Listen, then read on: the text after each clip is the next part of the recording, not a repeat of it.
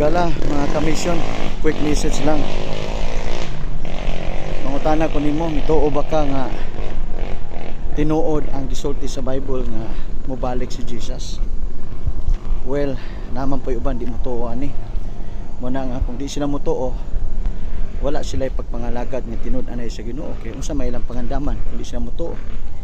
Pero makaigsunan ako musulti nimo alang sa mga mituo. Ayaw usiki ang panahon. Kay lisod kayo gahira ka mutuo kung nahitabo nang mobalik siya. Kung saan pa man nimo pagpangandam.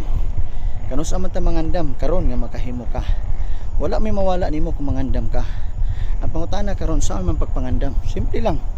Ang pagpangandam igsuon ko higala mao ang imong pagsurinder sa Ginoo. Ang imong pagdangop nga niya nga moangkon ka nga wa kay mahimo sa imong kagalingon gawas niya. Imo ang kunon si Jesus nga sa imong manunuwas, manunubos nimo. Andam siyang mapasaylo sa imong mga kapakyasan. So karon ang panahon sa pagpangandam. Mao ang panahon sa pagpangalagad sa Ginoo, pagpasaylo sa mga tawo nakasala kanato og sa pag-realign nato diha na sa kabubuton sa Ginoo. Higala ko karon ang panahon sa pagpangandam. Kay kung tinuod ang Bible nagisgot sa kamatayon, tinuod usab ang Bible nga nagisgot sa pagbalik sa Ginoo. So karon ang imong oras sa pagpangandam, ialagad nang nahibili nimo kinabuhi sa Ginoo. Isimba na sa Ginoo. Idaig na sa Ginoo. Pagbaton siyang pulong.